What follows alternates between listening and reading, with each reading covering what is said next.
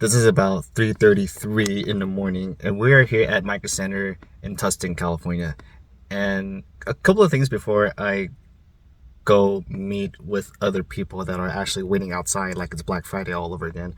Number one, we should be cautiously optimistic on how many RX 7900 series graphics cards will arrive on shelves, given that there are recent reports that the 7900 XT may be dead on arrival in terms of poor value and not a whole lot of performance to offer, and it's also 17% less performing than the Radeon RX 7900 XTX. Number two, this crowd is pretty small for a launch event, which is nothing too exciting to say the least, and I feel that they won't be disappointed when they see these graphics cards on the shelves, regardless if they buy it or not. So let's go ahead and get out of the car for a bit, and then we'll talk about more of this in detail. So it's actually 8 degrees Celsius or 46 degrees Fahrenheit, depending on how you calculate your degrees and temperature. But now that we're here at Micro Center, and we're gonna have to wait 2 hours before the store opens. Actually, if you're gonna weigh your options on gaming, you may not be able to have your best experience in gaming as well as so as the normal everyday people, average consumer struggles in 2 hours before the store opens, people are gathering up and camping outside on that right side and that corner to be sure that they get a chance to see and possibly grab and responsibly purchase a 7900 series card. So we'll see how that turns out in the next few moments or so. So let's go ahead and check it out and see where that corner takes us really. So let's go.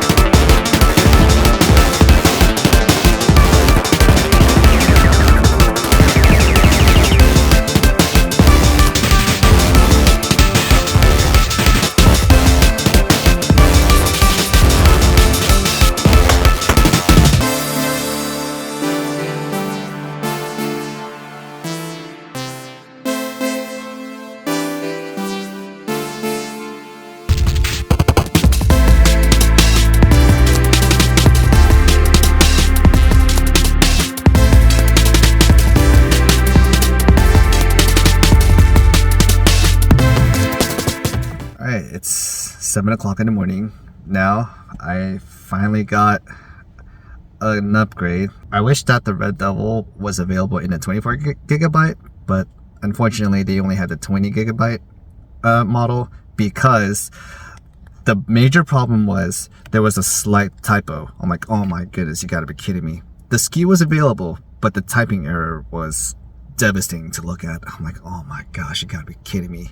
And from the lines that you saw in that B-roll footage, there were plenty of people ahead of me anyway, given that many people were looking for that sought out specific graphics card, the Red Devil 24 gigabyte feature. As far as waiting for a perfect monitor for it, we're gonna have to wait until CES 2023 to see what each company is gonna make.